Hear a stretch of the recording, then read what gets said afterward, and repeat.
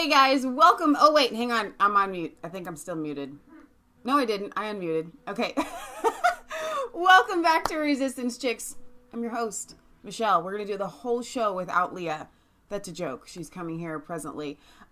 She's actually tuning her guitar because we are going to sing at the end of the show.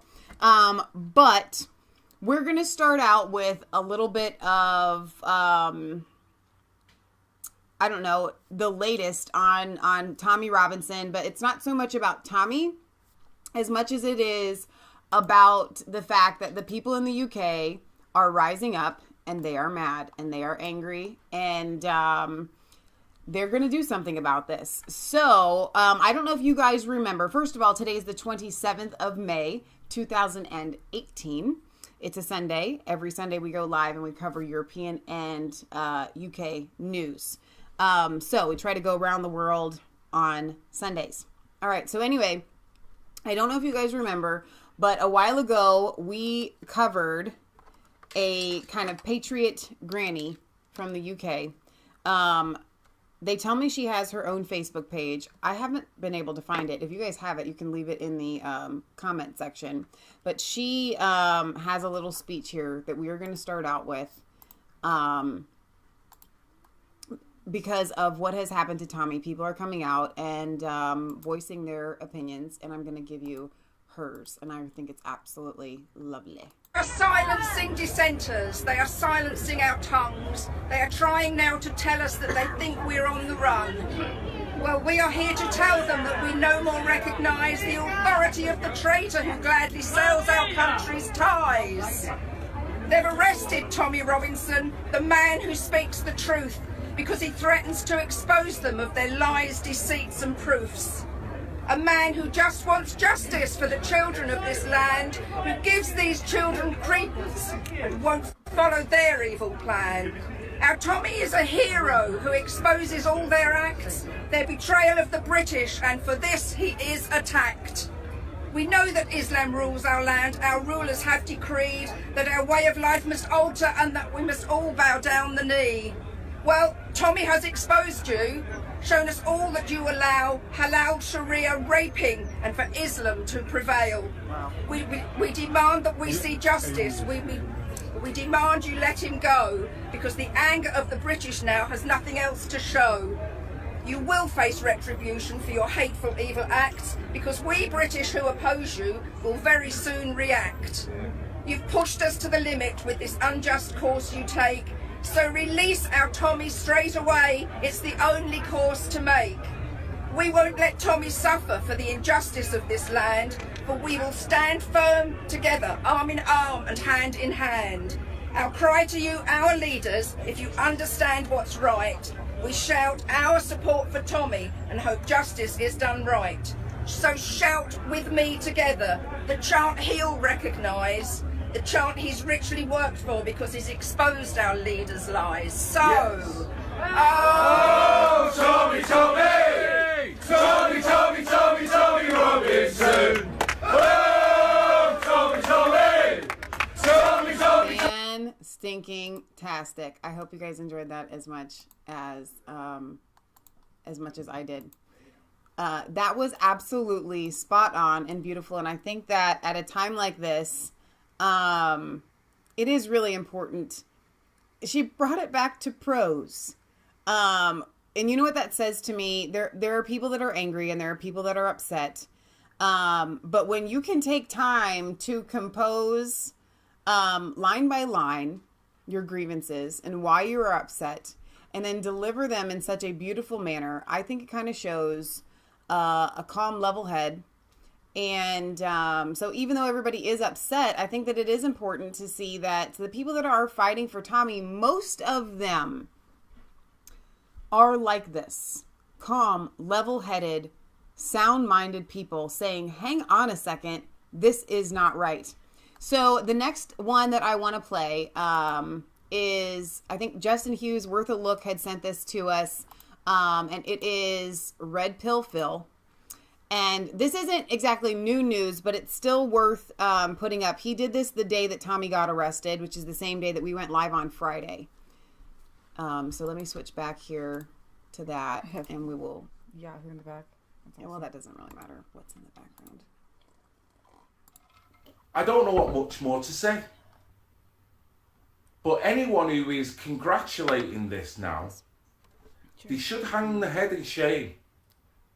For what Tommy, for what Amy speaks about, for what Lauren, for what all of them speak about, regardless what you think they're doing, regardless what you think their agenda is all about, there was common sense, truth and logic with all of them people that have spoke out.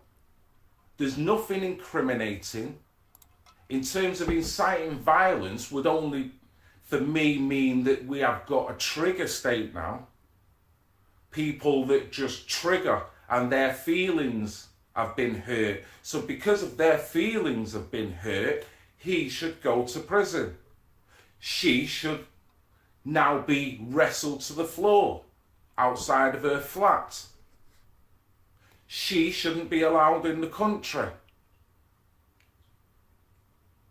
This is where we're going. Full smackdown police state in your face. And if all you want to do is just watch your mobile phones and just carry on with life, then I guess it will never affect you. I guess you might think, why do I need to worry about Tommy Robinson's rights, or Amy's rights, or Lauren Southern's rights? Don't bother me. I just do my job. I just pay all my bills. Got 2, 3, 4 kids. Nice little house. Yeah? How long do you think that's going to last? Before one day, your kid comes home and tells you of a certain liberty or a right that has been curtailed in her school because of this climate of fear. Or when your husband has suddenly got himself in trouble by saying the wrong thing to the wrong person, even though what he said was totally innocent. But because these new laws have been justified, because you were prepared to point the finger at this person, at that person, stop this person flying, 6 months down the line, it might hit you. So if you can't be prepared to fight, then we're in a massive trouble. We are in a massive trouble as individuals. It's time to think that being a collective mind. So I think that the reason why Justin sent that is because it's so pertinent. Let me switch back here for what we're talking about here with Tommy. Yes, we're upset about what has happened to Tommy, right? That goes without saying. It's really just the evidence of what is happening, the undercurrent that you're not seeing. These are your rights that are being taken away slowly, but actually recently it's kind of picked up a pretty rapid pace where people are being thrown in jail. We're frogs in boiling water, right? Right here in America, they can't yet throw us in jail yet for speech. But they can. What they have done is do something that's almost worse. Self-censoring? They are censoring us on YouTube and Facebook and Twitter and all of our outlets, right, silently, and then they're not even admitting to it. If they threw us in jail, we would at least be able to say, hey, they put us in jail. Lauren Southern can say, you kept me out of the country because you're afraid you kept me under the Terrorist Act. Yeah. None of that makes sense, right? So, like, that is something truly to stand on. Yeah. But when you look at our numbers on Twitter or Facebook or everybody else's numbers that are down so far, and Milo is and Tommy recently was reduced to, their little corners of space. First, Jada and Paul Golding their blue check marks were taken away. Yeah. Then they were taken completely off of Twitter. Yeah. Milo's being taken off of Twitter. Roger Stone's been taken off of Twitter, and I haven't seen or heard about any leftist who's ever been taken off of Twitter for saying anything vulgar or stupid. Speaking of left versus right, I think it was Sean that just said, something like, I can't believe they keep, it's so disgusting that they keep referring to Tommy as far right just because he speaks the truth. It's like every article that I read, even sympathetic articles, call him far right. And this is why, okay? The New York Times had an article, Karl Marx recently had a birthday. Oh, fantastic. Yeah, even though he's dead, they're celebrating his birthday. Exactly. The New York Times said Karl Marx, basically the headline was, Karl Marx, you were right. Okay, so the New York Times says it's unbiased and in the center. So if the center is communism, everything else in their minds is far right. If the center is communism, oh my gosh, I have a really good example of this. Even socialism is right wing. I'm going to call you out on something. We have a burner on our stove. We use gas. And one of them is power boil. And the high is like power boil. Okay? It really is to boil water fast. Actual high is here. So high is up here, high is here, and then it goes from there. Burners, like 5 Leah is her favorite burner, and forever she is putting that thing on high and burning stuff. No offense, it's a good example. Of the way, not on high. But and I keep telling Leah, I'm like, Leah, that stove has been in our kitchen for 8 years, and every time I'm like, Leah, that is not high, that is super high. Okay, and I mean that's exactly what they're doing. They have the gauge is different. They have changed it. I put that on my Facebook today because seriously, we make the you jokes. Confessed about the stove. No, we make the jokes about everybody left of or right of Stalin is far right. Yeah, but that's not a joke. Like no, that's really for real. True. Like that's for real. Like that's real. Like the way that even other you can't believe that we're in a place where mainstream media, the New York Times praises Karl Marx. Like seriously, the anti-fascists are out there. Oh, you're fascist, you're fascist. You do know that his ideology led to 100 million people being killed. Obviously, they haven't done it right yet. Exactly, and that's what they no. But that's exactly what they say. They're like, but Karl it just Marx hasn't been done right yet. He had some great. He was absolutely a horrible human being as a human being himself. He was just a horrible human. Right? He was just a horrible dad. He didn't take care of his kids. Right. His best friend, Engels. Read some of the... It's so funny because he had some philosophy that talked about the downtrodden person. But he is the quintessential millennial socialist who demands everyone else work for him. Okay? He'll stand up for the plight of the workers. Yeah. But not work a day in his life. Oh, he wrote articles. No, Engels actually wrote most of his articles. Yeah. He lived poor. His kids, 3 of his kids committed suicide. The other 3, I don't know, they died of starvation or something like that. Now, so back on topic. All right. There is a petition in the UK. I am told by one of our viewers that it is important that those in the United States and around the world do not sign this petition because it could be thrown out. It needs to be submitted to Parliament by UK citizens. That being said, those of you that are viewing us from the UK, you need to be out there signing that petition. All right, so why is our show today called Redacted? Well, if you pay attention to our video on Friday, we showed you that the British court had literally put a gag order on reporting about Tommy Robinson. Right. And so Breitbart and RT and many places had taken down their articles. Now, in this Breitbart article, it does say. So it should say like that. I should have put those on there, right? Okay. That's what you wanted me to. Yeah. Okay. So here's the thing. Some people left their articles up, as Breitbart points out, but they could face prosecution. Crazy. So, I don't even know. We're not really journalists. Can we talk about it? So, I think we can. We're in the United States. Come and get me, baby. Redacted, arrested for Redacted, outside Redacted, Leeds Crown Court issues media ban. The Leeds Crown Court has issued a UK media ban following the arrest of the well-known activist and citizen journalist Redacted, outside of Redacted. The reporting restriction, which requires on all publications within the United Kingdom to cease any mention of the details of the arrest or court proceedings of Redacted, was issued Friday afternoon. Notice to the press, case number, His Honourable Judge, blank, blank, made the following order on Section 42 of the Contempt of Court 1981 on Redacted 2018, since it appears to be necessary for avoiding a substantial risk of prejudice to the administration of justice in these proceedings. the publication of any report of these proceedings shall be postponed until after the conclusion of redacted, unredacted, and others signed redacted, so we don't even know when that will be, shortly. After the issuance of the press ban on the case, several media outlets, including Breitbart London, the Mirror, the Daily Record, Birmingham Mail, and the Russian state broadcaster Russia Today, complied with the restriction and moved articles concerning Redacted's case. Several other media outlets have kept their coverage of the arrest and the subsequent court details up, despite potentially falling foul of the court-issued ban, which is to be lifted following the conclusion of a separate case.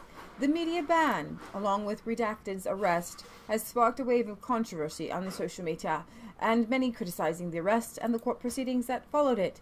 Supporters of Redacted have called for a mass protest in front of number 10 Downing Street. We're going to bring you to number 10 Downing Street. The arrest comes after Redacted has been involved with a new free speech movement in the United Kingdom following several cases, including the arrest and prosecution of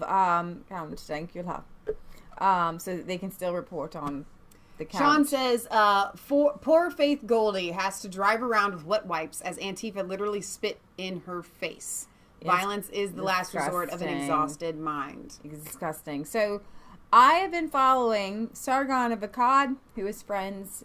So Michelle's like, do you know about this? Do you know about this? And I said, all I can do is follow the people. Sorry, I'm logging into you. Okay, so while Leah's doing that, I have been sent messages and I haven't been able to really kind of confirm any of this. I've got people telling me Tommy's going to be free in 12 to 14 days. Don't worry about it. I haven't been able to confirm that anywhere. But I am hearing from people that there is hope, that he will not have to serve these 13 months. So Gerard Batin, the leader of UKIP, has said Tommy Robinson latest. UK peer Malcolm Lord Pearson has written to the Home Secretary Sajid Javid today saying, if Tommy is murdered or injured in prison, he and others will mount a private prosecution against Mr. Javid as an accessory or for misconduct in a public office. Wow, that's pretty heavy. So the BBC are reporting as a headline as an allegation that a woman claiming to be a Rotherham victim is a liar. It has not been proven, but the BBC are running with this headline. Wow. During this, saying that to boost the EDL cause. Now, they're actually quoting, the BBC is quoting a lawyer for the defendant. One of the girls is a liar. But just one of them. Like, gosh. We abuse the other ones, but that one's a liar. So the BBC is running with that headline in the midst of all of this. The BBC is the biggest joke in journalism. I think they're more than CNN, I have to tell you. And I wanted to bring you this. Rotherham counselors and police had sex with the Rotherham abuse victims. So, 2 local councillors, one of whom is serving, and a police officer have been accused of having sex with victims involved in the Rotherham abuse scandal. The South Yorkshire Police Constable at the centre of the allegations is also alleged to have passed on information to grooming gangs, grooming young girls in the town. The second police officer has been accused. Now, this is an article from 2015, but I believe that Sargon shared it to let you know there's that corruption at there's every corruption level. And that is and there's why reasons, though. They don't want Tommy or anyone reporting on it. Exactly. When you have something over your head, you will do whatever it takes to silence those that might expose it. Oh, that's exactly what this is all about. Because how many of you knew about this, right? Well, we know now. What they did was not only did they cover things up, but like when the girls like came in, they started to abuse him as well. So now hang on, because I want to, just for the sake of argument, when you're talking about girls that have already been groomed, it takes years to heal from that. Mm-hmm. So in my humble opinion, and I don't know these on a case-by-case basis, I'm just going to say that it is highly possible and probable that these girls were still in that kind of broken mindset. So it says they had sex with these people. Well, you know what? You're an authority figure. Well, sure. And these now women, but used to be young girls, are already broken in that you just do what the authority figure says. So the South Yorkshire Constable at the center of the allegations is also alleged to have passed on information to the gangs grooming young girls in the town. The second police officer has been accused of neglecting his duties by failing to report on his colleague. So there's cover up going on there. Yeah. So, so do you want me to play a couple of? I have some footage. Yeah, sure. Of them at Speaker's Corner, and then at Downing Hall. This is Downing Street. With David Corbyn. There. So let me switch over to this here, and I think I have the volume turned down because I know it's a little bit loud. But let's hope I do.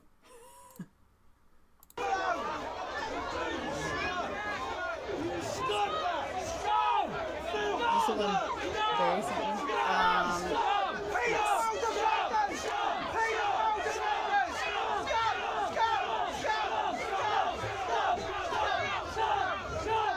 So they pulled the guy that has, is that Make Britain Great Again hat? So I want to go to the part where they're singing "Free Tommy Tommy." That was at the end of the poem. This too. They're doing stuff at the end of this one too. At the end? I believe so.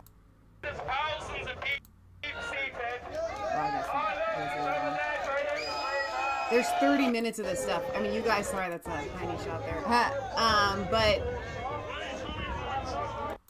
you guys can watch this, but I wanted to just kind of give you a little bit of an overview of how kind of crazy it got and how calm it was. Yeah. At the same time. So we have some sound-minded people. Bring up the other one then. There. Let's see what else I have here. Okay, this was actually something that was sent by a viewer. And I'm going to get into this. Didn't we? This is the unlawful, quote unquote, arrest. And I'm going to. The Englishman arrest unlawful judge. Right. Well, excuse me. You're right. But I kind of count it as it is lawful using common law. And I'm going to read the comments that specific viewer sent to us to explain what could be happening with people taking common law into their hands. It's a thing that only the UK has. Only Britain has. I'm going to go into that later. While I have this book up, while I have this video up, I wanted to just kind of go ahead. So when we refer to it, I'm not going to play the whole thing again. That one's 7 minutes long. I'm trying to decide. I don't know if I have the other. See, this was the one at the end. I don't think I have another one. You must have the other ones. Okay. Leah can play the rest of those. Well, actually, unless you want me to pull it up. You pull them up. Yeah, you can pull that one up. What am I looking for? First of all, it's the other video that looks like that one. There's two that would look the same. That's very descriptive. In either my messages. Your messages. All right. I like what Sargon Assad says about like what to do. Yeah. He says, I think the primary strategy, because he doesn't want to go to jail either. Right. By the way, he's kind of afraid. And he's He's actually not kind of afraid. He's really afraid that he could go, for sure. I think the primary strategy for free speech movement in Britain should be the mainstreaming and normalizing of the conversation surrounding the demonstrable facts of Muslim goon gangs in Britain and the connection to the religious values driving them. This is what Tommy is trying to achieve, and he's going to serve time in the process, so we should think about what we can do to help them in his cause. I think engaging with mainstream public figures in Britain about the role of identity and that plays in the formation of grooming gangs about the identity being Muslim in relation to the non-Muslim girls and their perceived status as dirty, worthless kafar prostitutes because they do not follow Islamic dress codes should be the most effective strategy to focus on what I believe to be the core of the problem. Because these girls don't follow Islamic values, they were considered entirely valueless. This is not an acceptable belief in a liberal society because of the deepest liberal axiom all humans have inherent value, even the worst of them. So, I'm going to try to remember who shared the video. I guess I have it up on Resistance Chick, so I'm going to bring that up. So you want this one? Yeah. All right, let me go ahead and while I have it up, and let's get this played here so you guys can go back to it. I don't know if you want to use that to scroll through it to where you want. Sure.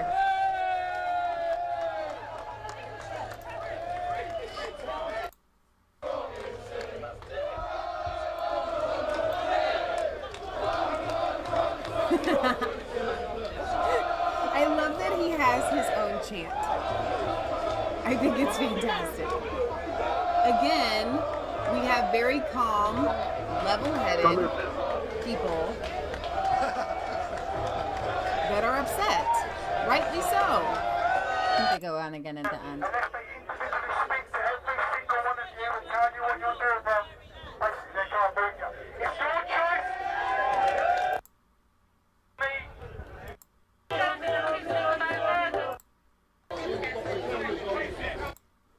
that gives you an idea of where they were at. Now, I'm going to play this for you. This is an ex-Muslim preacher. Okay? And I want you to hear what he has to say, because it's like we're not allowed to say things. And then when we hear what ex-Muslims say, it's like, you're not telling the truth. But, like, seriously, just listen. Robinson has been arrested. Why? For breaking peace? What did he do? He went to the court and tried to find out whether those assholes had any remorse for what they did. No, Tommy, I will tell you. They never had any remorse. They don't even have any remorse even now. Their brothers don't have any remorse because they're inspired by their filthy, barbaric religion. That religion teaches them to have sex with underage girls. That religion teaches them to have the kuffar women as their war booties. No, Tommy, they don't have any remorse because it's part of their faith. And whenever you challenge them, they will tell you that you are the kuffar. And they will hurl abuses not only towards you only. That the Muslims are the father of all yo mama jokes. Against your brethren, against everything. Because they are the hypocrites. And they are the bloody Cumming gangs of Islam. Yeah, they do that. I guess you're right. They Tommy, do that. When Tommy was talking to them, I thought it was a play because you said they are the father of all yo mama jokes. That's funny. Get it? So I was like, no, like sorry. That's their big thing. They do. Like they were hurling insults at Tommy's mother. All, I like it. I'm sorry. Have any remorse. They need. If it was just, you know what though, around school we had jokes. Yo, mama so fat. She sat on a penny and a booger popped out of Abraham Lincoln's nose. You could say quarter George Washington. Either way it works. Now, see, I think that the Muslims should actually go back to the humor. They should go not back to. They should start. They should actually go to humor. Yo mama is so pole. I stepped on a cigarette butt outside her back door, and she yelled, "Who turned out the heat?" Yeah. I got yo mama jokes. They're way better than theirs because theirs are very disgusting and vile. They need to add some humor. Yeah. Because their Quran, Surah 65, verse 4, authorizes them to have child brides. Their Quran, Surah 4, verse 24, Surah 4, 24, verse 33, teaches them to have war booties. The whole chapter of the Quran, Surah Anfal, inspires people, Muslims, to rape and have war booties. No, Tommy, they don't have any remorse because their Prophet Muhammad instigated rapes and enticed his men to rape and have golden-haired kuffar women. No, Tommy. They don't have any remorse. How dare you come to this country when you don't have any respect for this law? How dare you expect us to remain silent when you want to destroy our civilization? How dare you come here when you have no gratitude? Because you know your religion, your filthy cult destroyed your mind and you don't even realize that, do you? That's why you have no remorse. You have no remorse. You had never any remorse. Your forefathers, the invaders, the Muslim invaders, they went to India and pillaged the nations. And they went there and raped Hindu women. Yes, you follow a cult. That's why you have no remorse breaking up peace, my ass. You don't even know the definition of peace. Because your religion teaches you to cut humans into pieces if they go against your religion. If they criticize your cult, there is no freedom. It never offered any freedom. It had no freedom to accept and leave. You give no, absolutely zero freedom to leave and criticize. To you, the non-believers are the worst creatures on the face of the earth, and you are just superiors because of your filthy cult. Well, I wish that he would tell us how he really feels. I felt like he held back a little. Concerned for his safety. I think he held back a little. I think he could have just told us how he really felt. I know, and then we would have a better understanding. Yeah. No, but seriously, I mean, you would think that they would go after this guy. I think he would take him down, man. I think he would take him out, dude. He ain't afraid. He is not afraid. I ain't scared. I ain't scared of you. Well, he's an ex Islamic preacher. That's amazing. Ex-Muslim preacher. So he knows the whole Quran back and forth. He knows all the hadiths, and he is telling us what's so hilarious because I love the leftists on my Facebook page call me Islamophobe, and then this ex-Muslim preacher comes up, and is he an Islamophobe? Like, seriously, you know what? I guess I'm gonna have to start wearing it with a badge of pride or something like that. I don't know. So, free Tommy. If there is some good news that we told you, the people are working behind the scenes. People are working in the front scenes. People are trying to get this guy out of prison. It has lit a spark like nobody's business, and I am hoping, because like I just got goosebumps. I'm praying that Tommy feels it. Yeah. Because like seriously, you can go through anything as long as you have the support when that you know, need, and you know that you're right. Well, when you got that, yes, but when you have that knowing inside of you that you're doing the right thing, you can do anything. Yeah. Right? It's like Christians being led to the, to the lion's den or something like that. The power of God comes on you and strengthens you in moments that are superhuman.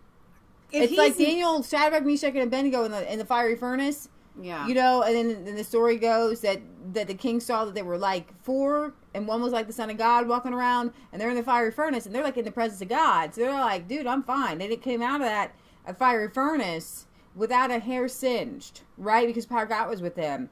And Tommy hasn't been preaching against Islam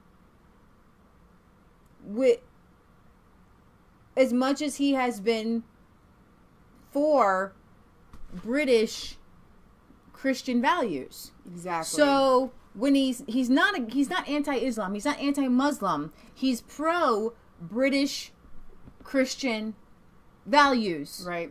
And he loves his country. And I would encourage everybody, if you're going to stand up, you're going to need the power of God on your side. Because if you don't, you will fall. Yeah, you need the power of God.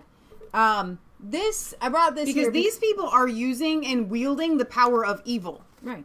So if you just try to go and combat them just kind of carnally, you're not meeting like with like. I have a couple favorite books. Can you tell this was brand new at some point? Books that I have read over and over and over again. When I say favorite books, it's not because I enjoy reading them necessarily. Well, you kind of do. No, not really. It's hard work for me. I enjoy reading this one. it.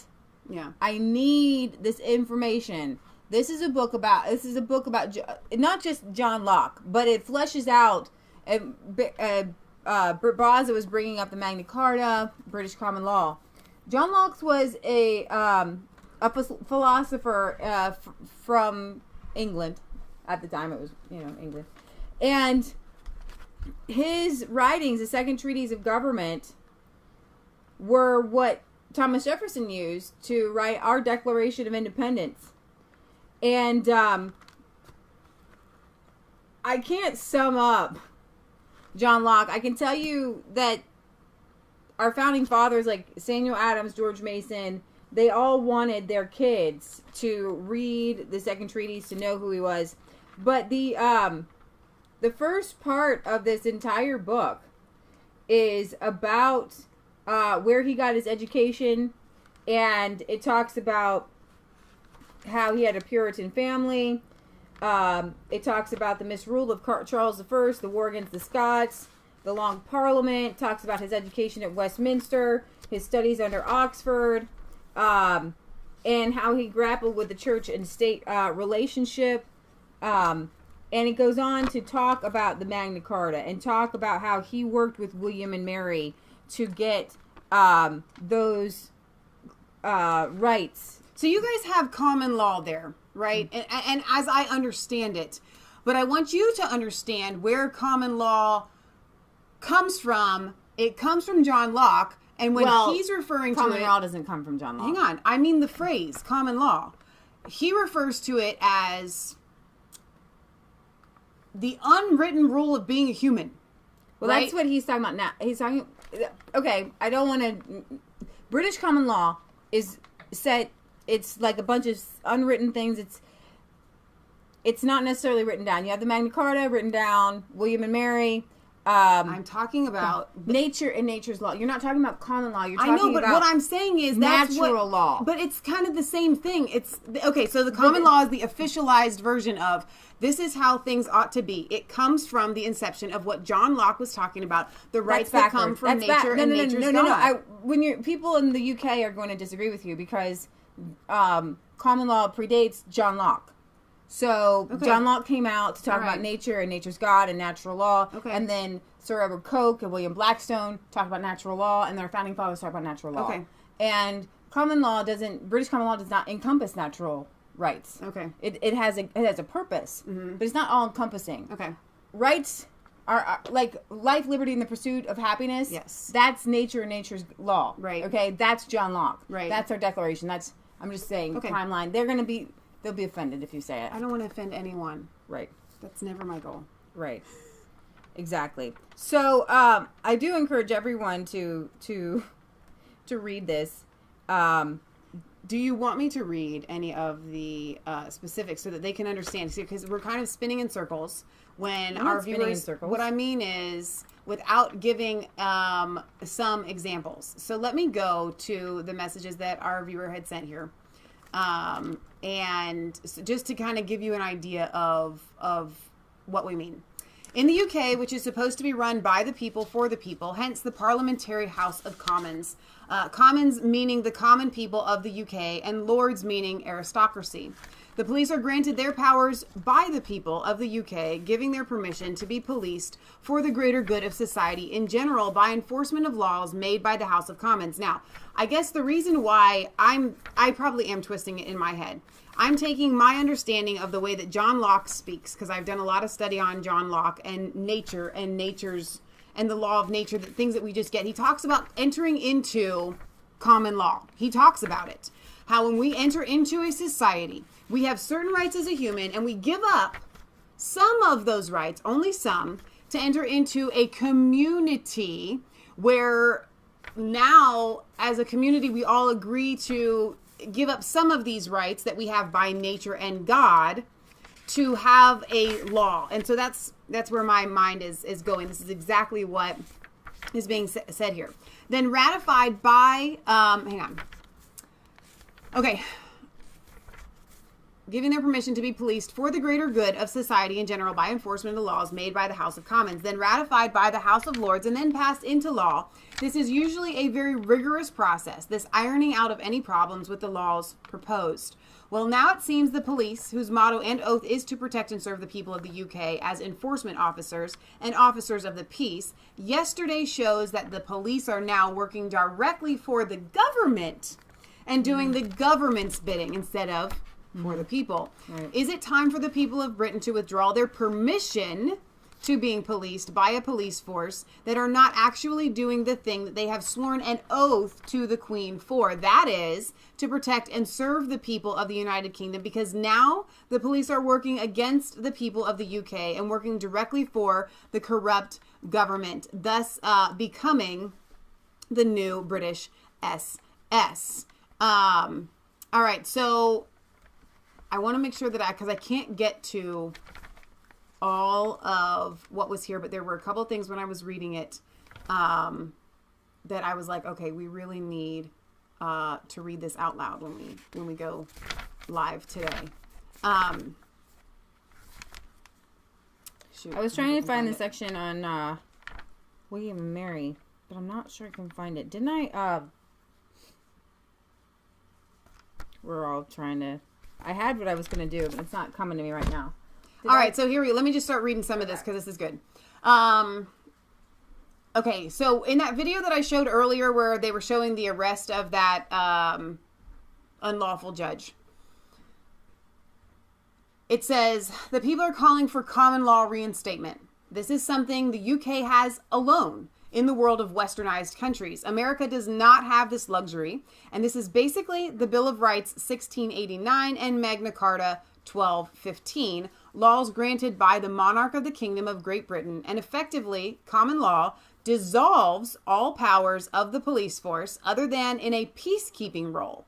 This could lead to massive civil unrest here. And the thing is, the government are most scared of this at the moment. Let's see, the last protest video, that was some of the other videos that we had shown, have reinstated common law, effectively stopping police in their powers of arrest and turning them into peace officers, effectively taking the power from the police and putting it in the power of the people, which will probably now mushroom throughout the country. Let's see, if the people try to arrest people in this situation, effectively under common law, it's the police that are the criminals and can themselves be arrested by the people. Listen to the speaker in this last video, and the people and the speaker have declared common law, effectively removing the powers of the police to arrest people, thus making the government redundant in this area of London. The police officer in charge had told the organizer that unless the police went around to every person at the event pointing out their crime, then there's nothing they can do, so effectively recording the statute book of Parliament in this area. Only the British can do this because of our common laws ruling. British common law in action. This is going back to that video that I showed earlier. When a high court judge was arrested for committing treason against the state under common law for trying to enforce laws on the statute or parliamentary law, which is if enough people can get together, can declare the area as a common law area, effectively removing the permission given by the public police. Leah, if you want to tell me what you're looking for, I can help you find it. I found it. And right when I said that, she found it. Look how helpful I am. People can't be in front of my books, man. That's your grandfather? People can't be in front of my books. My other favorite book.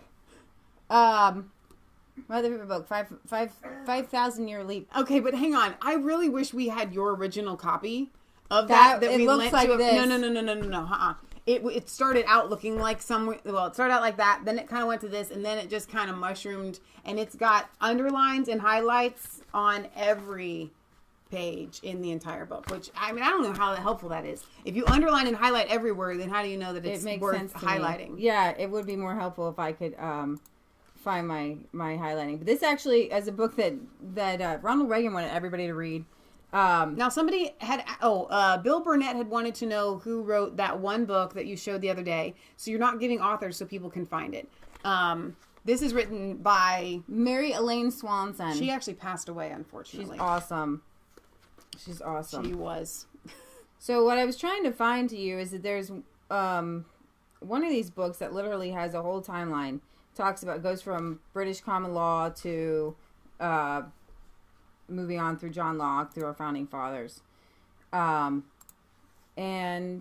you know, maybe it's just not meant to happen right now because this one isn't highlighted. Okay, so. But still, people ask us all the time, what books do you guys recommend? The 5,000 Year Leap. Yeah. I would put that up as our top, 3. Mm-hmm. Seriously. Right. For real. Right.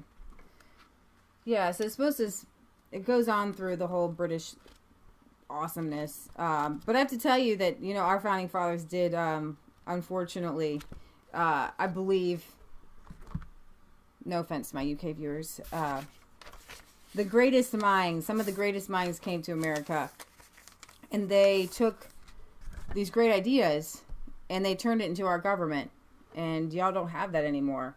And what you're missing is, and I can tell you this, you need to know that your rights come from God, not from the government, and not just because you're a human being.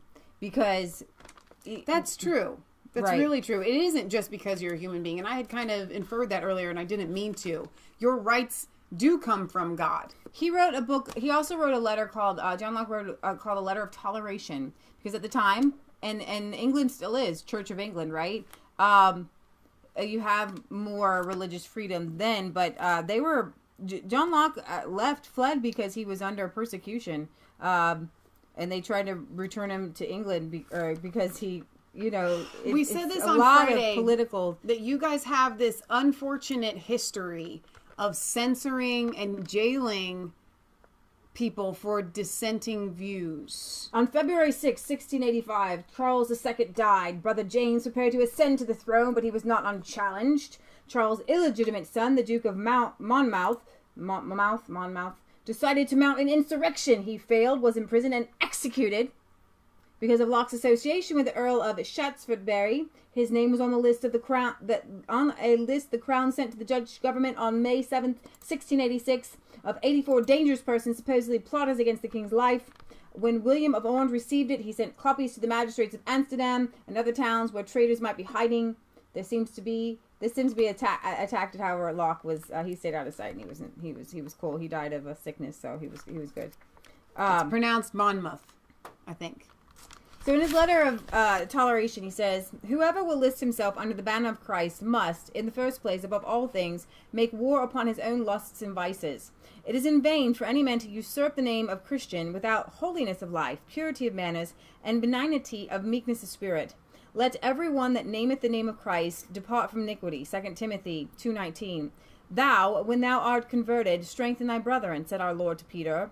The toleration of those that differ from others in matters of religion is so agreeable to the gospel of Christ and to the genuine reason of mankind that it seems monstrous for men to be so blind as not to perceive the necessity and advantage in it in so clear of a light. But here's the thing. He was on the part where it was like we need to tolerate, but he didn't say that we needed to tolerate people who didn't actually believe in God himself, and they didn't go that far. No. Because if you live in this... What he was talking about was just within different religions, which again goes to kind of the separation of church and state idea in the United States, has absolutely nothing to do with getting rid of God and government. It's just so that there is no one major denomination of Christianity that rules the country. This is going he sets forth a way to prevent persecution in order that some may not color their spirit of persecution and unchristian cruelty with the pretense of care of the public weal and observation of laws, and that others, under pretense of religion, may not seek impunity for their libertarianism and licentiousness. In a word, that none may impose either upon himself or others, by the pretense of loyalty and obedience to the prince, or of tenderness and sincerity in the worship of God. I esteem it above all things necessary to distinguish exactly the business of civil government from that of religion, and to seek the just bonds that lie between one and the other. If this not be done, there can be no end put to the controversies that will always be arising between those that have, or have at least pretend to have, on one side a concertment for the interest of men's souls, and the other the care of the commonwealth. What is the commonwealth? He defines the commonwealth as a society of men constituted only for the procuring, preserving, and advancing of their own civil interests. So that's different than common law. As a commonwealth, everybody coming together. It's the group of What people, is your civil interest? Okay, he defines them as life, liberty, health, the indolency of body, and the possession of outward things such as money, lands, houses, furniture, and the like. Our government said life, liberty, and the pursuit of happiness, because they actually felt that encompassing because they thought that it was too limited. They wanted it to be more broad. Here, he extended his definition of property as including not only physical possessions, but also the individual's very life and liberty. He declared that the duty of the civil magistrate is to secure to everyone the just possession of the things belonging to his life, and to punish those who violate any other man's rights. This is why I am against the NHS. And you should be too if you're a John Lockean. Because the civil magistrate doesn't have a right to come to your door to take your things to pay for something else. The civil magistrate's only job is to protect what you already have. And unfortunately, the NHS is huge and you have to use it, and I get it. But in your mind, you need to know that it is not... If you're going to use an acronym, you need to tell the rest of the world what it is. It's the National Health Service in the UK. It's free healthcare. But it's not free because you pay for it through tax. He says, the care of souls does not belong to the civil magistrate. And he gave 3 reasons. First, because it appears not that God has given any such authority to one man over another as to compel anyone to his religion or to anything. The civil magistrate doesn't have authority. And they don't have the authority to care for people like that. Hang on. But more than that, what I heard when you read that was they don't have the authority to go and arrest Tommy Robinson for something that he is saying, because what you have to say is also your liberty and your property. You can't arrest him, because what they're doing by throwing him in jail is a way of gagging him and taking away his right to speak, which is also something that we possess. Right. Nor can any such power be vested in the magistrate by the consent of the people, because no man can so far abandon the care of his own salvation as blindly to leave it to the choice of any other, whether prince or subject, to prescribe to him what faith or worship he shall embrace, or what speech he shall have. Now, Locke was aware of the religious upheavals in England.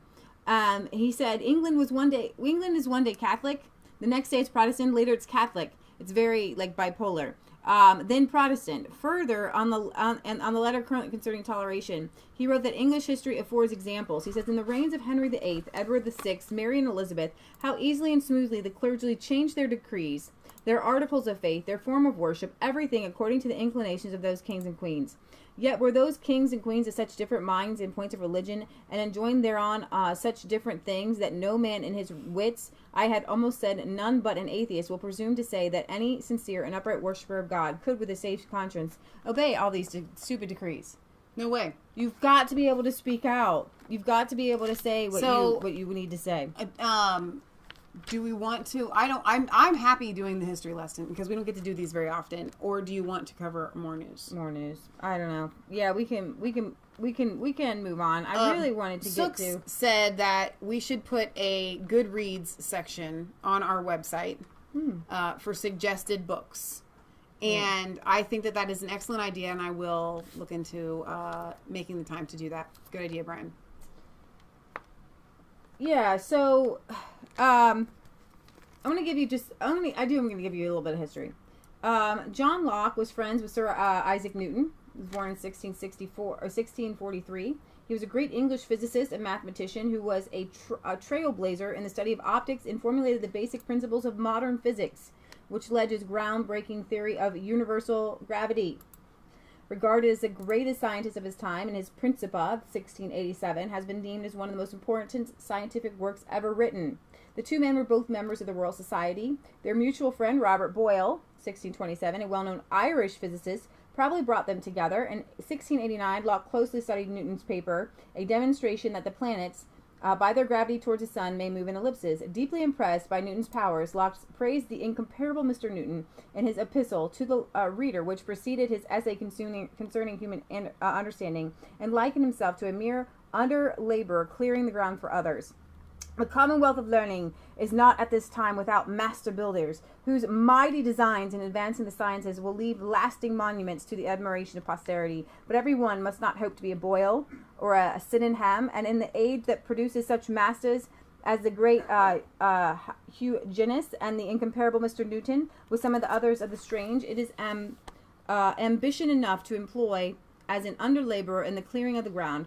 Locke and Newton also saw a good deal of each other during the recoinage crisis, and there were a lot of different things. But they both took a great interest in biblical prophecy and divine providence. Amber Powell says, your words and ideas are your property that no man should be allowed to take or punish you for. They are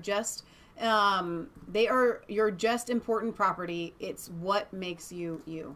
I wanted to show you guys the Christian Foundation of England, because that's where these great ideas came from. And unless you know the trail that led to to greatness, you got to go back. Newton and John Locke talked about biblical prophecy and divine providence. If you don't see what is happening as a strategic plan that is evil by the devil, you will not be able to combat it. And the Bible says we battle not against flesh and blood, but against rulers and principalities in high places. So if you don't go back to the foundation and the rights that you have before God to protect your country from an evil onslaught, whether it be domestic or foreign, you will not be able to take them down. So Newton actually borrowed paraphrases on St. Paul's epistle to the Corinthians, which Locke was working on. And Locke said of Newton, Mr. Newton is a very valuable man, not only for his wonderful skill in mathematics, but in divinity too, and in his great knowledge in the scriptures, wherein I find few equals. John Locke said, the Holy Scripture is to me, and always will be, the constant guide of my assent, and I will always hearken to it, as containing infallible truth, relating to things of highest concernment, and I wish I could say there were no mysteries in it. I acknowledge there are to me, and I fear will always be. But where I want the evidence of things, there yet is ground enough for me to believe, because God has said it, and I shall presently condemn and quit any opinion of mine as soon as I am shown that it is contrary to the revelation of Holy scripture, and then Newton met with him, and Robert Boyle died. And I talk about these things because a lot of people don't understand that most of these great scientific minds of this time of this great awakening had a deep faith in God. And they were searching for God, and they found him in the science realm. Right. And you know what? And in the God political... rewarded that search. Right. Through some of the greatest discoveries. We've got Galileo and now Isaac Newton. There are so many, George Washington Carver, scientists throughout history. When you go to seek God with the skill and the gift that he has given you, he will reward you with amazing this is kind of important. Revelations. Doesn't really have much to do with anything. But he says, if I blindly and with implicit faith take the Pope's interpretation of the sacred scripture without examining whether it be Christ's meaning, it is the Pope that I believe in and not in Christ. Wow. It is his authority I rest upon. It is the same thing when I set up any other man's in Christ's place and make him my emphatic interpreter of Holy Scripture to myself. He may possibly understand the sacred Scripture as right as any man, but I shall do well to examine myself. And that's when it comes to free speech. It's great if the British government tells you what you can and cannot say. This is what you can say. But if you literally go by what they say you can and cannot say, then they are your God. Yeah. They're your church. Yeah. They're your leader. You are worshiping them. Right. If you feel like you need to say something because there's Muslims grooming gangs and raping people, and you've read part of the Quran and you understand that your country's being invaded, and you don't say something, then you're being led astray. You're being led by somebody else. Right.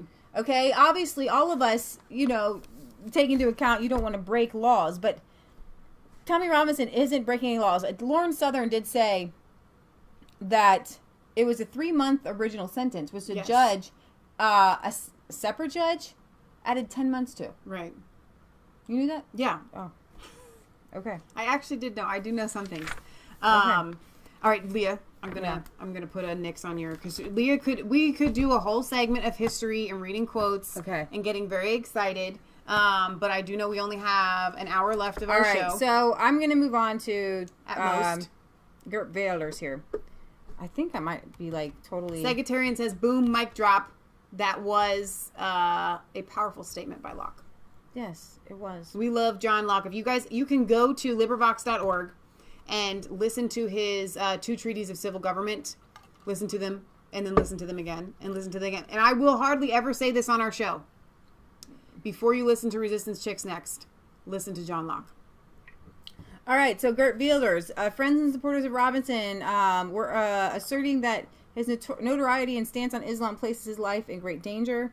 According to the UK Independent reporter Colin Robertson was arrested. We talked about that. Here is Gert Wilders, came to Tommy's defense on Friday. Arrested for breaching the peace while reporting on an Islamic grooming gang. As if Saudi Arabia has the United Kingdom become a police state, jail is a death sentence. So I want you to know that we covered that on Friday, but still, this is our UK news segment. I wanted to I want to show you. I think I'm not even sure where it's going to be, because I thought I kept it up. George Soros has been funding an anti-Brexit campaign, and I'm not sure where I put it. It was a big deal. Everybody was tweeting it out this week. But I do know that he also... I don't see where... Okay. I went to get a drink of water and I dropped it all over myself. All right, here we go. I got it. Leaked dossier reveals details of a $6 million campaign backed by foreign billionaire George Soros to keep Britain in the EU. Best for Britain is backed by billionaire George Soros and plans to stop Brexit. I love that it has such a nice ring to it. It's best for Britain. The pro-Remain group plans to spend $5.6 million on the campaign to thwart it. It involves advertising and social media blitz and getting MPs to vote down deal. Papers uncovered by the Daily Mail claim to show the extent of the group's plan. The Daily Mail newspaper has claimed there is a $5.6 million plan to thwart Brexit. You know, amazing that these people have $5.6 million to throw around, right? I mean, most of us clip coupons. What is this? Yeah. Yeah, so I guess Best for Britain has amassed 2.4 million already, but is asking wealthy donors for 3.2 million more, saying, "We have less than 6 months to stop Brexit." The 26-page plan reveals that Best for Britain will claim leaving the EU will put national security at risk. Remain activists will blame Brexit for funding cuts at local councils. They will also claim Leave voters were rejecting Westminster and not Brussels. It is understood that Best for Britain started sending the documents to potential donors over the past few days. Foreign Cabinet Minister Owen Paterson said they reveal how far some Remainers would go to overturn the result of the referendum in June 2016. The cynical plan to manipulate the British voter and stop Brexit has now been laid bare. Leave voters up and down the country will be disgusted that George Soros thinks he can spend his fortune to determine the direction of our great country. Most Remain voters, too, just want us to get on with it. My colleagues in Parliament, whether they were for Leave or Remain, must denounce the brazen attempts to undermine our democracy. So it was launched by Gina Miller, and I love that she thinks that she's some sort of rock star in the UK. I mean, literally posing like a rock star. Like she literally. I'm sorry, Gina, you're not that awesome, and you don't have that many supporters. But somehow Soros is using this young lady as kind of a front woman for this. So takeover. Soros-backed activists are being trained to ruthlessly target MPs to pressure them to reject Brexit. This is another article. The Soros-backed Best for Britain group is allegedly training activists to launch ruthless attacks on MPs in battleground marginal seats, including encouraging negative stories about them in local and national press. Now, this is a tactic that you use, right? When you're campaigning against another person, you pull out all the dirt that you can on them. And you understand if you're an MP that that's probably going to happen. But the fact that you have, from your opponent, but the fact that you have this kind of training where it's a threat, it's blackmail. Well, it's David Hoggs doing the whole essentially in public saying, it was a die-in, by the way. Because, so... I'm not changing the subject, but before I lose this comment, Worth a Look says news. At Sky News Break, Italian Prime Minister designate, I don't even know how to say his name, Gus, whatever, the guy. Conte has failed to form the country's first populist government. That was breaking, so I wanted to read that before I lost it in the flow. So they're going to train people to put fear into the MPs. And they will, because guess what? All of these MPs are corrupt. There isn't, I don't know, my guess is there's probably not an MP in there that they can't find some sort of dirt on. When Donald Trump ran, it was kind of a big deal that they couldn't find any dirt on this guy. It's like every one of his faults was already out in the open, so they couldn't find anything that was hidden. These people have stuff that is hidden. So George Soros knows if they're training these people to dig and get this dirt out, they can effectively make a change because they all have stories that they don't want to come out because they will lose their job. All right, we're going to Greece.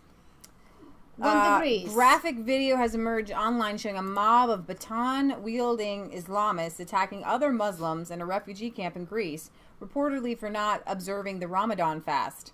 Early unconfirmed Kurdish media reports claim 4 men were killed and many others injured as the group of attackers entered refugee tents with weapons Friday afternoon at a crowded camp in Moria on the eastern Aegean island of Lesbos.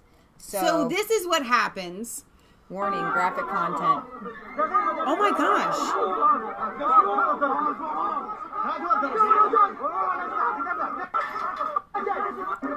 So these are your refugees coming in.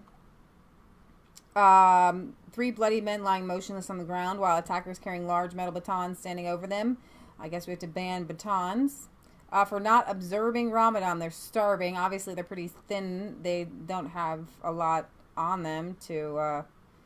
I can just see this in Christianity, right? So we do a fast, and at church, everybody decides we're all going to do the fast, but some people don't. Mm-hmm. They're seen at the local Denny's after church on Sunday. All the Christians rush in and start hacking and beating the whole family for not doing the church fast. Right. Sorry, continue. Hungarian deputy PM, Islamic invasion will reduce Europeans to minority in our own continent. I think about this a lot. It kind of scares me. And I guess this is something every week Hungary's saying something about this. So I want to bring it up because it's a real fear. It's not even a real fear. It is a legitimate threat that is happening. Okay, these people don't care. They are in it for the long haul. And I don't care if I'm politically incorrect by saying these people. We say that about everybody. All right. But specifically this religion that shall not be named. They've been at this for a long time. Okay. Hundreds and hundreds of years. They will continue to be at it for hundreds of more years. And they are closer now than ever before from making babies. You go into a country, you do not need to come at them, especially if a country is a democracy. You don't have to bring swords and knives and, well, they are, because that's just, it's in them to do it. But you don't have to take over a country that way anymore if you have the, what is it when you just have something inside of you to do it? Not the wherewithal, but the conviction. So if you just start breeding and making babies, and just through a course of like 200 or 300 years. I mean, look at Abraham. God says, I'll make you, as many as the sand in the sea, and like half of us are all related. But I mean, seriously, they are going to take over Europe just by making babies. I watched this video.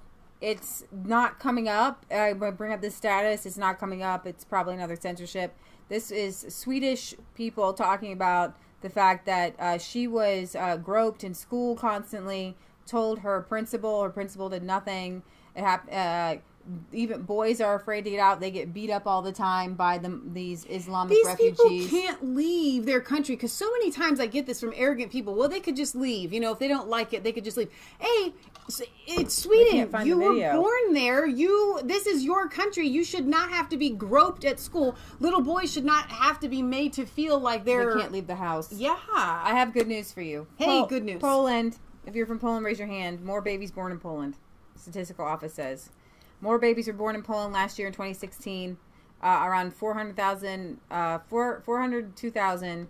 The number of births in 2017 was roughly 20,000 more than the previous year. So thank you for watching our show. Thank you for making babies. Oh my gosh. For Poland. You guys, I'm 20,000 more children born in here. Poland. It's working, so keep it up. Okay, it's like this. If you are a married couple of child rearing age, even if you're at the end of that child rearing age, and you watch Resistance Chicks, wherever you live, it is your duty to make babies. You can't stop now. Don't give up. This is not the time to say, you know what, I think it's too expensive. I think we should just kind of save for our retirement. It is your duty to your country, whatever your country is, whatever your race is, you need to be making babies for your country. All right, so, and if you're single, you need to get married and start making babies. Here's a map. Here's a map of the Libyan coast, Tanzania. All right, so then you're getting up into Europe and Italy and things like that. So here they're coming. This is where most of the migrants were, quote, rescued. Tripoli. Fortunately, this in 2014 they got more farther out. 2015 they're getting them more here. But they're bringing them in. They're bringing them into the country. They're getting them right at Libya, and they're bringing them in. So not only are they outbreeding, but they are bringing them Austria is getting ready to take over the rotating presidency of the EU. So Swede Speaks says, and that's what I intend to start doing once I get married in a few months from now. Thank you, Swede Speaks. Awesome. Austrian Vice Chancellor and leader of the Populist Freedom Party, Heinz Christian Strache, slammed the European Union border agency Frontex, labeling it as a people trafficking organization. Vice Chancellor Strache, who has been consistently outspoken against mass migration, made the comments following a meeting in Brussels in his role as Austrian Minister for Sport, slamming Frontex and saying the agency was anything but a border guard. He spoke specifically about the rescue operations taking place in the Mediterranean, in which migrants are often picked up a few miles off the coast of Libya, and that's why I showed you the picture, and other North African countries, and then just brought all the way to Europe. He added that the Austrian federal government had not put forward money to send Austrian personnel to the EU external border because Frontex could not guarantee the security of the border. Austria is now saying they want to, if the countries will allow them to, will send troops to stop the trafficking in the native countries. Wow. So that's a pretty big deal to say that they would do that. Yeah, exactly. Big business, 114 non-government organizations, and 7,356 volunteers involved in supporting the refugees on just one Greek island. Oh my gosh. Reportedly, roughly 114 totally uncontrolled NGOs and an army of 7,356 volunteers have been... here's the thing. They're paid for by George Soros. It's like this fun, like, social justice warrior job. From 2016 until today, on the Greek island of Lesbos alone, the shocking number came in light only after questions from Greek MP were filed to both the competent Minister of Shipping and the Minister of Immigration. The two ministers' answers indicate clearly that even if counting mechanisms of NGOs and volunteers were working, there's no corresponding mechanism for supervising their actions. So they just randomly out there, they're totally allowed to do what they want to do and bring in all these people. So there is no accountability. Mm-hmm. There's only reward for doing this. There's no one to say you're doing the wrong thing. There's no one to stop you. There's only money funding and people congratulating people for doing this. It's insanity. So this was just a random news story. Okay. A large fire ripped through Europe's second largest amusement theme park. What was the theme park called? Do we know? Europa Park in the German town of Rust, the second most visited theme park in Europe after Disneyland. The inferno prompted the visitors to evacuate. Oh my gosh! So yeah, it's kind of an interesting. It's an interesting news story. Well, because if it had happened at Disney World, that would be news here in the States. Caught fire randomly. So yikes! Yeah, crazy there. Crazy news. That was on Drudge Report. I really enjoy amusement parks. We grew up going to them, and now that inner ear thing with the roller coasters, they kind of make me sick. Whereas when I was a kid, like, I'm not afraid of them at all, but I get off and I'm like, oh, I can't believe I feel sick. I love riding rides. Love it there. Sean and Tracy have been. Thank you. We have testimonials from people that have been there. I'm sad, so I'm not going to spend a lot on this, but it is huge because it's oh my gosh, this is so upsetting. So many people rejoicing in Ireland that now more babies can be killed in Ireland. They say an overwhelming majority caught to 66.4% voted in favor of dropping the amendment that imposed a ban on abortions unless the mother's life was at risk. An estimated 33.6%, almost 2 times less, sought to keep the restrictive and unpopular amendment in place. And this is what happens.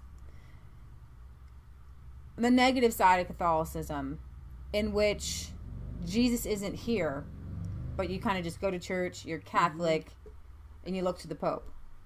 Because if you're looking here at Jesus, you see that that's a life. And no, you can't kill innocent lives. Well, can I take this for a second? Because usually when we do Irish, we would love to do our Irish accent, but I feel like this is too serious of a subject to be doing that.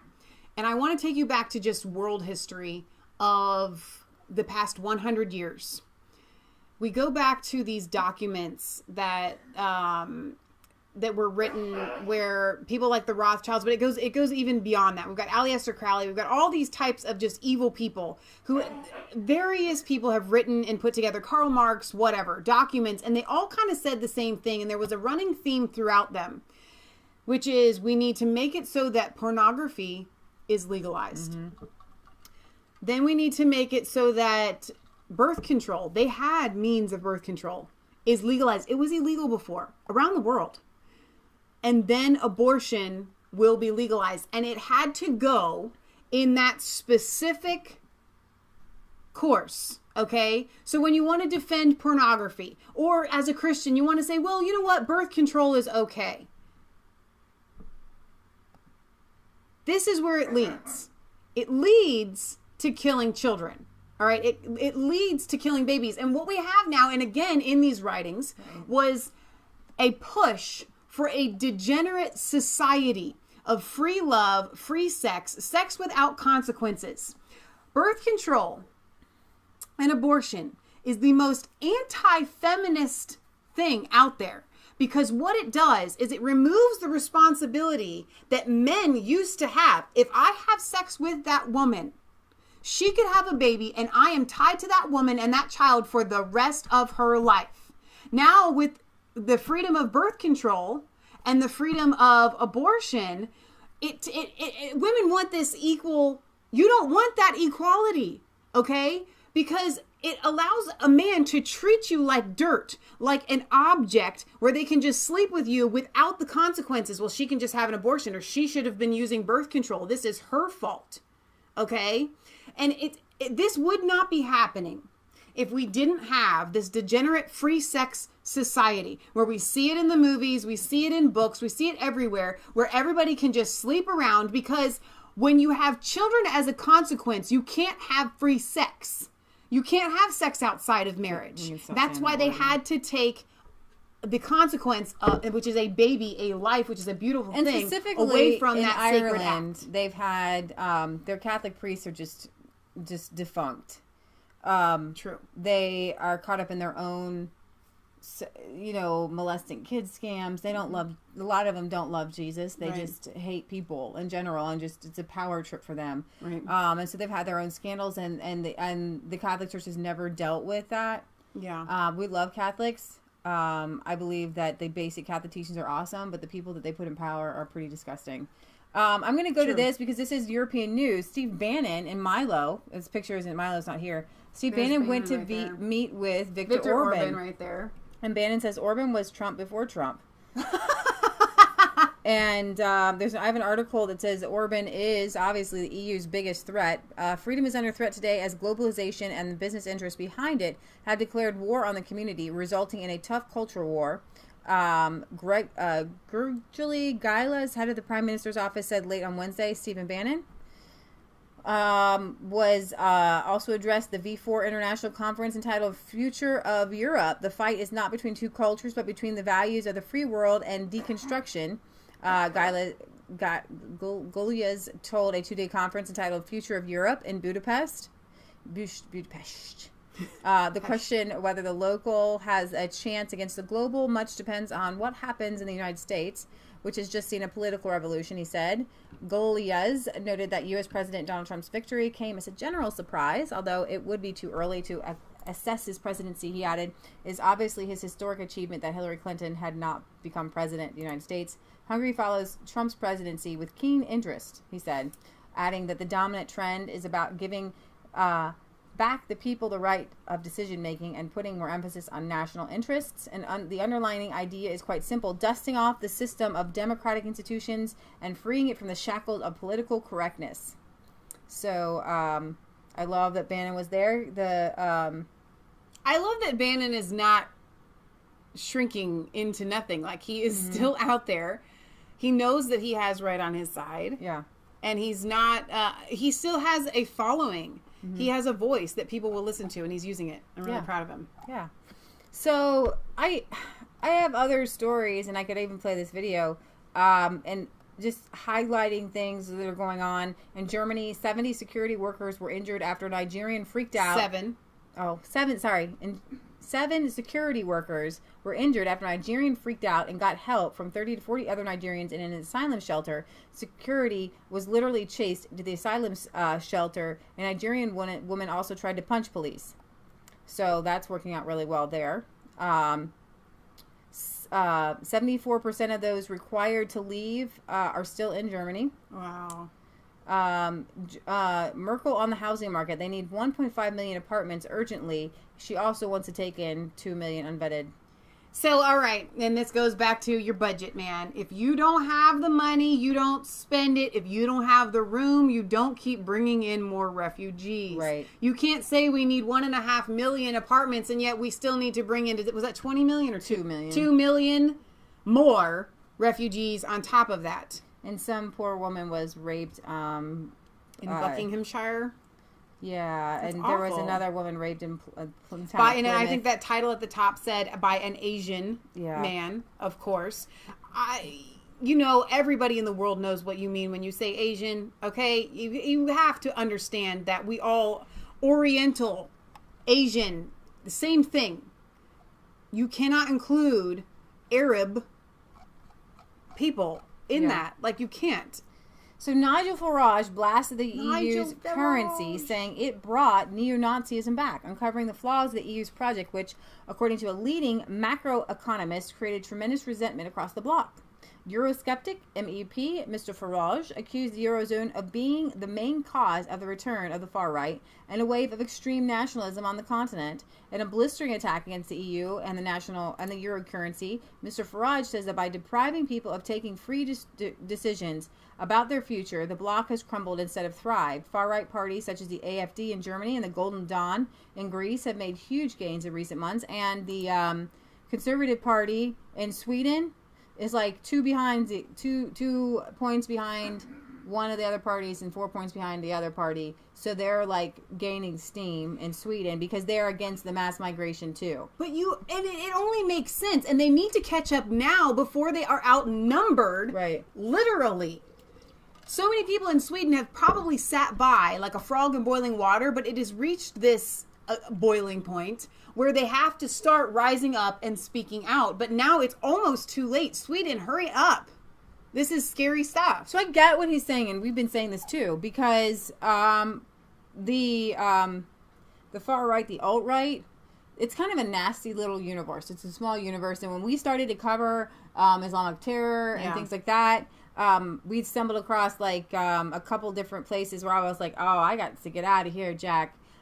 Because they were extremely weird and racist. Do you know that we used to get a lot more comments in the beginning from people that were I would call Islamophobic? Yeah. Saying, just kill them all, they're dogs. And racist. Yeah, all of that. So that's not who we are. So you can't categorize people that are speaking out against the violence that happens within a certain religion and people that are just calling for their death. If you see a problem, you have to be able to call it out. No, if you see but if you see a problem and you don't have Jesus or God or love, then you will become the problem. Okay? Exactly. So these really far right people, these neo-Nazi people who white identitarian people, they're cray-cray.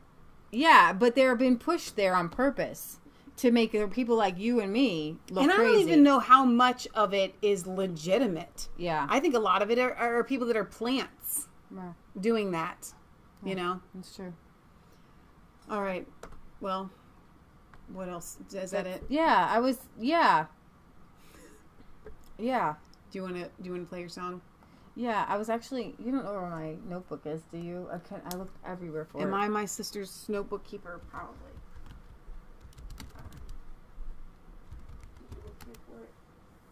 You found it. That's nice. That's cool.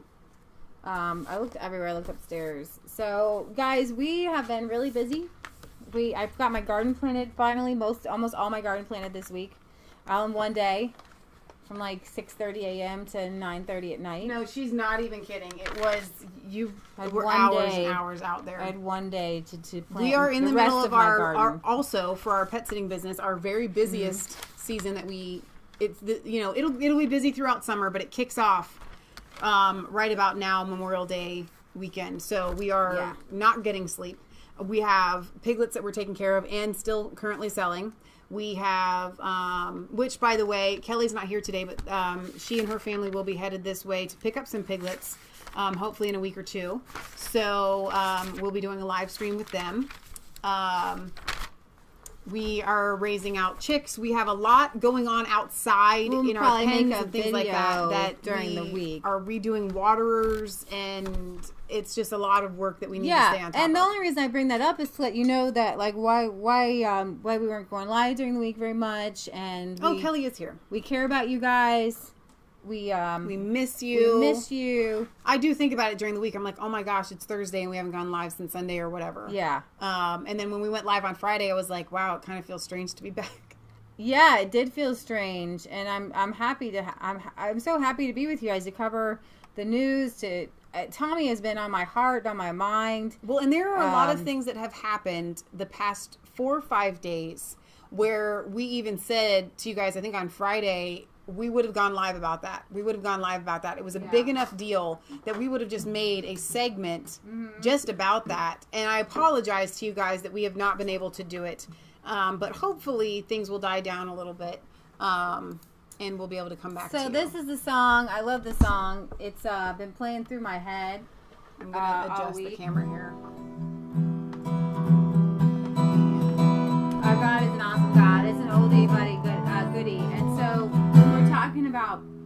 answers. I know a lot of people are like, don't be so preachy, but guess what? That's the only answer. Our founding fathers were like way more preachy than we are. You know what I like? I like our viewers that come and they say, I don't like it when you get preachy, but I stay because I like everything else. We love you guys. When he rolls up his sleeves, he ain't just putting on the Ritz. Our God is an awesome God. There is thunder in his footsteps and lightning in his fist. Our God is an awesome God. And the Lord wasn't joking when he kicked him out of Eden. It wasn't for no reason that he shed his blood. His return is very close, and so you better be believing that our God is an awesome God. Our God is an awesome God. He reigns from heaven above with wisdom, power, and love. Our God is an awesome God. You're good. And when the sky was starless in the void of the night, our God is an awesome God. He spoke into the darkness and created the light. Our God is an awesome God. Judgment and wrath he poured out on Sodom. Mercy and grace he gave us at the cross. I hope that we have not too quickly forgotten that our God is an awesome God. And our God is an awesome God. He reigns from heaven above with wisdom, power, and love. Our God is an awesome God. Our God is an awesome God. He reigns from heaven above with wisdom, power, and love. Our God is an awesome God. When the sky was starless in the void of the night, our God is an awesome God. He spoke into the darkness and created the light. Our God is an awesome God. And the Lord wasn't joking when he kicked him out of Eden. It wasn't for no reason that he shed his blood. His return is very close, and so you better be believing that our God is an awesome God. Our God is an awesome God. He reigns from heaven above with wisdom, power, and love. Our God is an awesome God. Our God is an awesome God. He reigns from heaven above with wisdom, power, and love. Our God is an awesome God. Our God is an awesome God.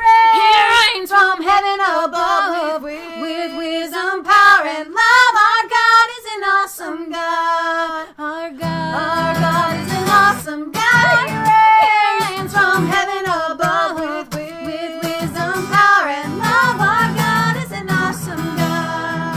Our God is an awesome God. He reigns from heaven above with wisdom, power, and love. Our God is an awesome God. Our God is an awesome God. That was really fun. We should play that song more often. I think that's like, everybody's like, it's an oldie but a goodie. That one's one of my favorites.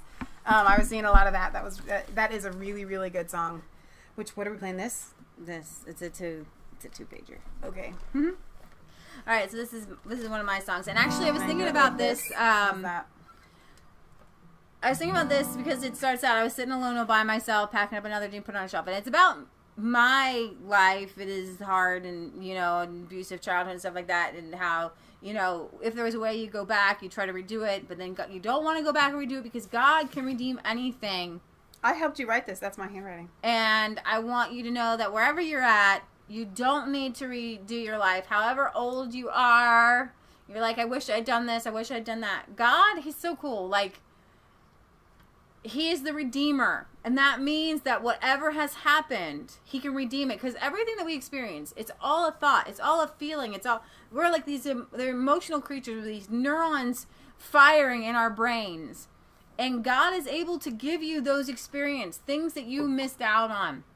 We've all seen it, like the 70-year-old who runs a marathon. I did it, Yeah. Things like that. So, like, you can, I'm not saying he redeems all those different little things, but, like, the things that really matter in life, everything is redeemable. That's one of the Anything phrases, that's broken, he can fix. Do you want to be, like, Resistance Chick's quotable? One of the things that we say around our house all of the time is everything is redeemable. Wherever you are at, what that means is you get a do-over, all right? You can try again. You can go back. Everything is redeemable. I would love to have you guys start using that phrase around your house. Your kid spills the milk, everything's redeemable. Teach your kids that. Everything is redeemable. You're never, because you get to that place where like, oh my gosh, it's like, that's where people commit suicide, right? Or like the Great Depression. Yeah. This can't be fixed. But with God, he is the Redeemer. Like that's what he does. And he can fix anything, right? So for Tommy Robinson, he's going to be sitting alone by himself right now. Right. Thinking. And I'm hoping that he starts praying. And he gets into that presence of God. So that's what I'm praying for him for right now. Somebody just said My Redeemer Lives. We should play that song. Can we try to remember that? Remind me of that one, guys. I want to sing that one soon. My Redeemer Lives. Write down. Well, I'm having them remind me because I don't have a pen. Alone by myself, packing up another dream, putting it on the shelf. The years went by, oh, way too fast. If there was a way, oh, I would go back. I'd stop the hurting and I'd stop the pain. If I could do it all over again, I'd make things right, oh, I'd make things sane. If I could do it all over again. Whoa, again.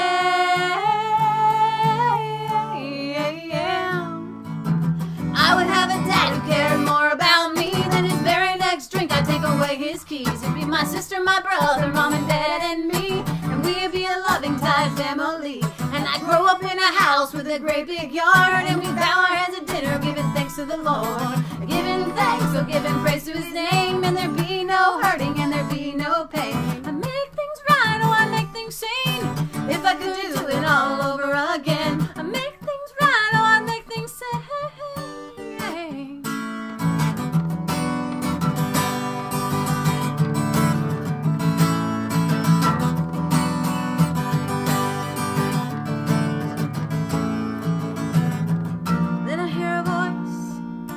Calling to me, that sweet, sweet voice, that sweet, sweet voice. Oh, I hear a voice calling to me. Yeah, yeah. He said, I want to take you places that you never dreamed of. Take you places you could never go. I want to take you places always thought were made of. Take you places you could never go.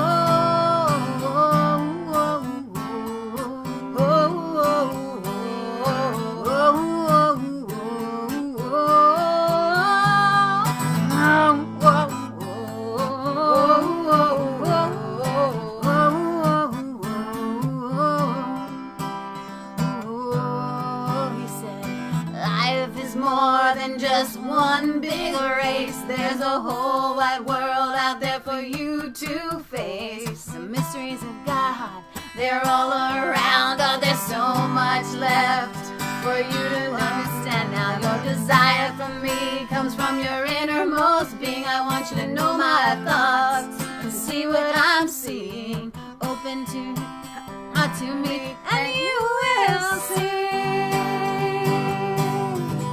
I want to take you places that you never dreamed of. Take you places you could never go. I want to take you places you always thought were made of. Take you places where the river flows.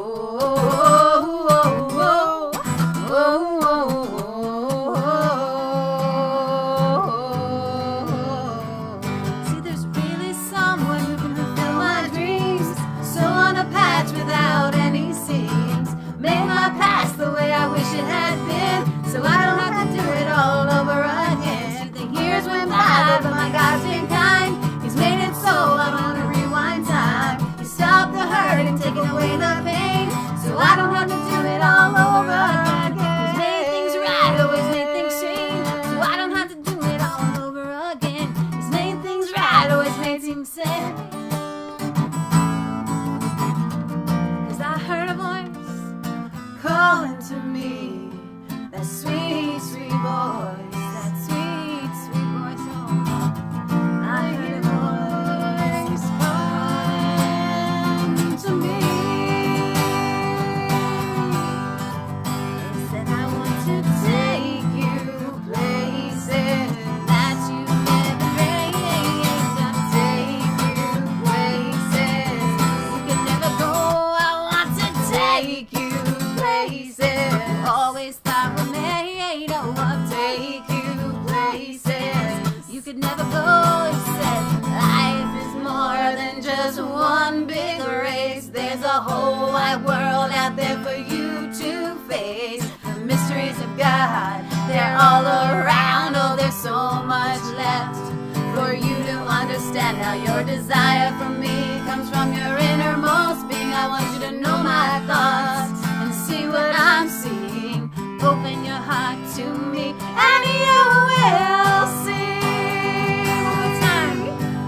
I want to take you places that you've never tried. I'll take you places you could never go. I want to take you places always thought were made. Oh, I'll take you places you could never go.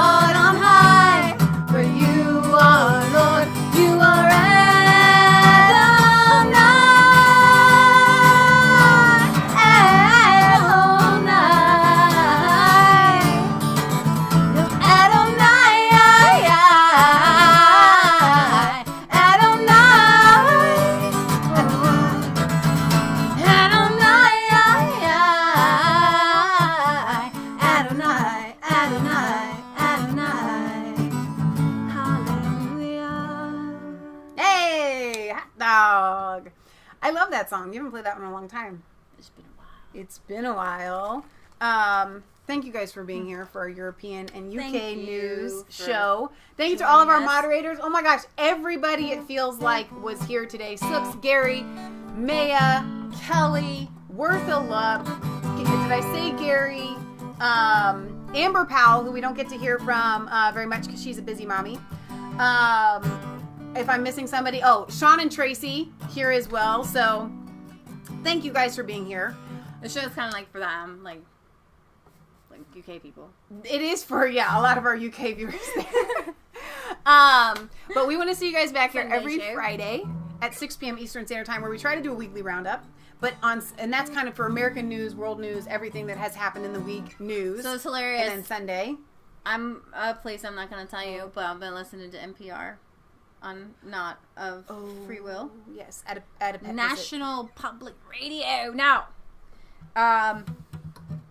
if we're far right, I don't know what they are. Oh my gosh. They are so far left, they've circled back around to the far right. So everything is anti-Donald Trump. Everything. And they say it factually as if, like, anybody that doesn't know that like, this is the fact. They have, is like, an idiot. 40, I don't know how many. They were talking about how many reporters they have in Europe. And that they go to Europe and they do an EU Europe segment too. What? Yeah. They stole that from us. I know. But they're always talking against Poland and Hungary and against, and they're pro, all the refugees. And wow. It's pretty intense, man. Oh my gosh. So that's the... Yeah, it's really difficult. And you know what? It's so funny. When you're in these people's homes, because Leah and I pet sit for a living. I'm not telling people I'm where sorry, it was. that's not where you were, that you heard that. You didn't say whose house. No, but I didn't. I was saying a place that shall not be named. Okay, well, they don't watch our show. It doesn't matter. Okay, but anyway, you love these people. And it's you're not gonna amazing continue just on it. how different Americans think. That's true. We are not all the same. And I'm not saying we're right and they're wrong. It doesn't matter. But So it if is you were in a interesting that public we are not place all the listening same. to the public radio, because that's where I was. Right. In a public place listening to that NPR. That's what she meant. right.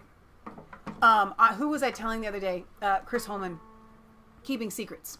When I was a kid, I got so excited about buying my mom a down comforter for Christmas. I had this idea. I'd seen it at our friend's house, and there was, you have to stay here because the camera's here. I had seen this down comforter. You remember this story? And I was so excited. I was saving up my own money, and they were like $80 at the time, and this is like 97. Like 40 or 50. Okay, no, it was like $80. It felt like was 80. expensive. It was like 40. And I was so excited, and for weeks I would go on. I'm telling my mom how excited I am about buying this surprise present for her. And in my excitement, it bursts out. That was not my intention. As soon as it popped out, I burst into tears. I was so crushed that I could not keep my own secret that I was so excited about keeping. My mom thought that it was so great that I was so excited about buying her this down comforter that on Christmas morning, which we actually never spent Christmas morning with our mom because my dad always had that, but our Christmas morning that we celebrated with our mom, I think it was Christmas Eve, Leah and I both had down comforters. She said, if you thought I was that great and present, I'll give them for you guys too. And I loved it. I loved having the down comforter, but she kept the surprise, and I couldn't. So please don't ask, like somebody, whoever it is that's asking us to remain anonymous on the things that they send. You're going to have to send them anonymously. You have to find an anonymous email and send it anonymously because I can't do it. We can't. I'm sorry. Please do not ask us to keep secrets. Mm-hmm. Don't do it. It's not nice. We aren't good at it. I think it's not a bad thing. So we're going to sign off here on that note. Remember, it's not just a conspiracy theory if you can't keep a secret. Like, comment, and subscribe to Mass Faith 3 and Resistance Chicks. Ring the little bell so you get notifications every time we go live, even if you do ring the little bell, you're not going to get notifications every time we go live because YouTube censors us. I'll come to you and talk to you a little bit about, Laura Loomer has a report. Ooh, can we do that tomorrow? We don't have time tomorrow. 3 women found in Stephen No, Paddock's you gave room. a punchline. How many people are left? I got a special preview. Yeah, you're right. If you stayed through the singing, which there's still 75 people here, and we have Facebook people that are still here. That's not You even guys my are mouth. so awesome! You guys, I love it's you! so fantastic for still being here. I'm sorry I didn't get to read many of the Facebook comments today. I go afterwards. I read them, and I'm like, why didn't Michelle read that? That was a really good because comment. it's hard for me to switch back and forth. You should do it. God gave men and women specific roles. That's an excellent comment, Rosanna. Let's see. Jean says, government bring in new laws through bills of parliament. The Magna Carta is still in force. The law system has been corrupted. Universities don't teach the Magna Carta. They teach the government bills of parliament. That's very interesting. I'm sorry I didn't get it. I try to go back and forth, but it is really difficult for me to keep on top of the comments. You guys left a lot of good comments. Speaking of which, please leave them in the comment section after the video processes. Share these on your social media pages. More comments. Okay, first of all, you get on a roll, and I don't like to interrupt. Interrupt me for a comment. I like to hear what you guys have to say. Okay, we love you. God loves you. God bless. And we will see you back here Friday for sure. You're never going to get a show on YouTube like this.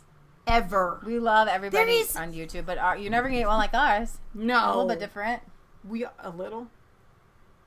I think we probably are the most unique channel on YouTube, and most of that has to do with it's the uniquest. With the comments section. I've never been on a comment section where the people are so supportive ever on any channel, awesome. Ever. All right, you guys, I really gonna go. We will see you sometime this week, hopefully. All right, God bless. God bless.